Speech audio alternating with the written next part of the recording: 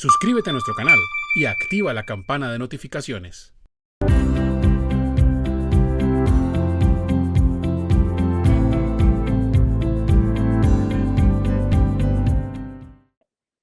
¿Cuáles son los porcentajes de cotización al Sistema General de Seguridad Social que deberán asumir los trabajadores independientes en el año 2022? Bueno, entonces lo primero que debo decirles es que los porcentajes relacionados con seguridad social, tanto para los trabajadores dependientes como los independientes, no ha sufrido ninguna variación hasta el momento, ¿sí? En sus porcentajes o en su forma, no ha surgido ninguna variación. Estamos igual que el año pasado, ¿sí? Entonces recordemos que los aportes a seguridad social, que la seguridad social está compuesta por 3 subsistemas: el subsistema de salud, pensión y riesgos laborales. Que los aportes entonces se realizan 12.5 a salud, a pensión el 16% y a riesgos laborales pues depende del nivel de riesgo de la persona, ¿sí?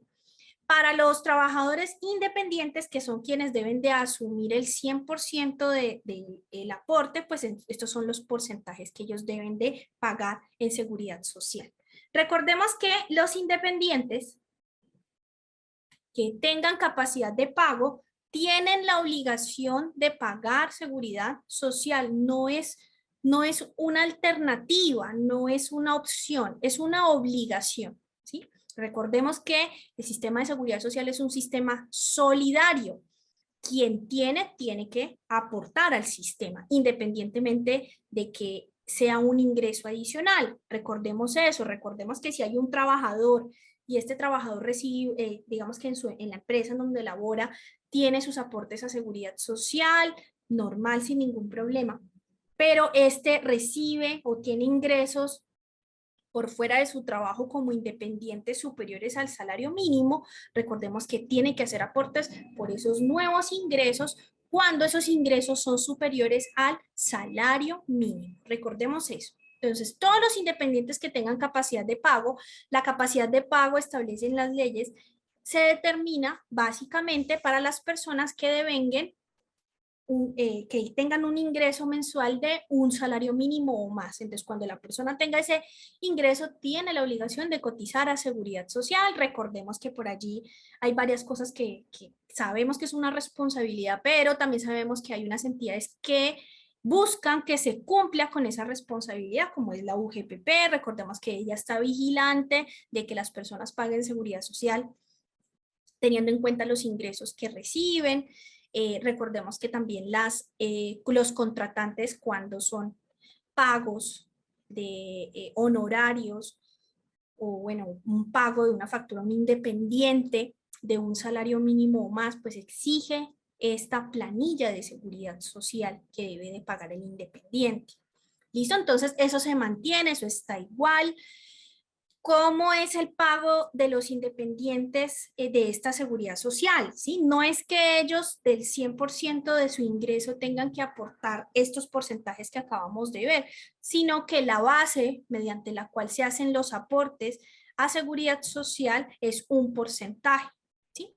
Entonces, ese porcentaje es del 40% del ingreso de esta persona, es decir, bueno, más adelante van a ver un ejemplo para que entiendan mejor. ¿Listo? Entonces, cuando un independiente tiene un ingreso, este tiene que pagar seguridad social, pero no sobre el 100% del valor del ingreso, sino sobre el 40%, sin que ese 40% sea inferior a un salario mínimo. Es decir, si yo gano 1.000.000 de pesos, que es el salario mínimo de hoy del 2022, si un independiente recibe 1.000.000 de pesos, el 40% de 1.000.000 de pesos son 400, pero yo no puedo cotizar sobre 400. Yo debo cotizar sobre el 1.000.000 de pesos, que es el salario mínimo. ¿Sí? Bueno, entonces tengamos en cuenta eso. Y por último, los independientes hay digamos que dos clases de independientes. Están los independientes con contratos de prestación de servicios. Estos independientes se les aplica lo que les acabé de decir, el ingreso, el 40% de ese ingreso es lo que tenemos en cuenta para pagar la seguridad social.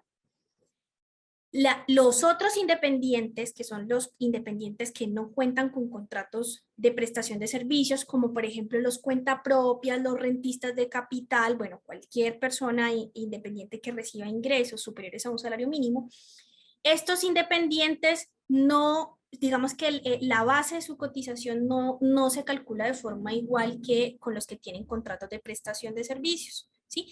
Estos independientes tienen una ventaja y es que ellos del ingreso que reciben tienen la oportunidad de deducir gastos y costos conforme a lo que nos ha dicho el artículo 135 de la ley 1753 y el artículo y gastos que estén relacionados con digamos, la actividad que el independiente realiza conforme a lo que nos dice el artículo 107 del Estatuto Tributario.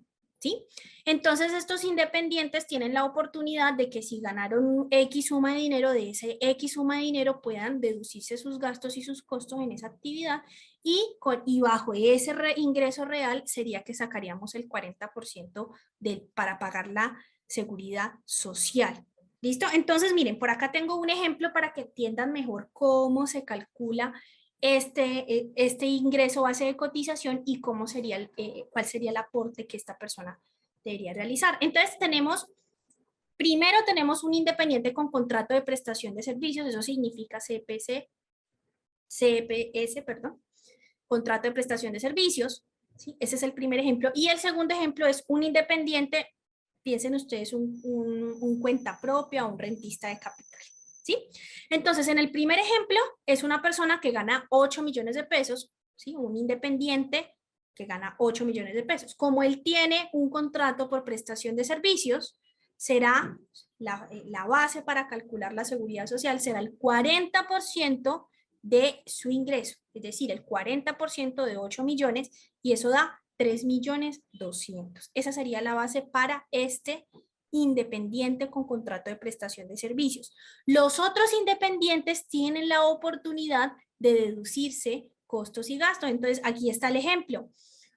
Supongamos un cuenta propia, un comerciante, un rentista de capital, que tiene ingresos mensuales de 20 millones de pesos.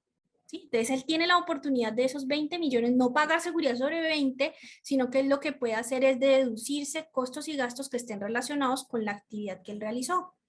Supongamos que es un comerciante que tiene un almacén de ropa, por ejemplo, y él ha tenido que pagar muchas cosas para poder realizar esa actividad.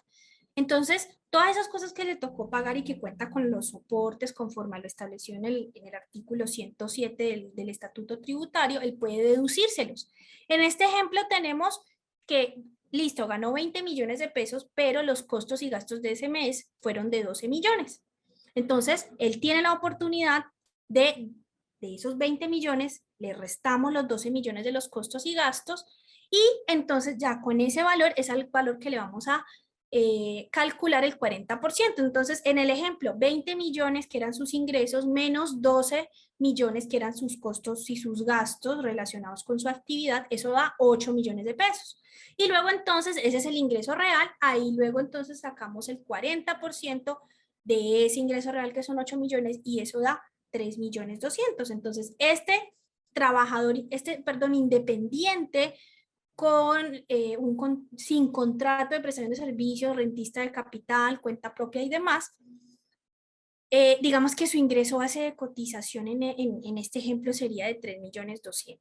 ¿Listo? Entonces es importante tener en cuenta eso porque los independientes con contrato de prestación de servicios no pueden deducirse nada. Solamente los que son independientes sin contrato de prestación de servicios. Y finalmente, entonces, aquí ustedes pueden ver ya aquí con el ejemplo cuánto sería lo que tendría entonces que pagar este independiente de seguridad social. Yo intenté ponerle los mismos valores, espero que eso no los vaya a confundir, ¿sí? Pues puse los mismos valores para hacer un único cálculo, pero pues ya ustedes, según lo que expliqué, ya deben de entender cada uno de estos casos. Entonces, ya los aportes a seguridad social, recordemos que en salud es el 12.5, entonces ya tenemos la base que es 3.200.000, entonces pues debemos pagar el 12.5 de esos 3 millones de pesos. En salud es el 16%, entonces del 16% de esa base. Y en ARL, en este caso, en riesgos laborales, pues yo, digamos en el ejemplo, es un independiente riesgo 1, entonces él debe pagar 0,522 de los 3.200.000 que es su base, y ahí está el valor. ¿Listo? Entonces, esta es la forma mediante la cual los independientes deben realizar sus aportes a seguridad social. Y repito, esto no ha variado ni ha cambiado para el 2022. Sigue siendo las mismas reglas y de la misma forma que teníamos en el año 2021.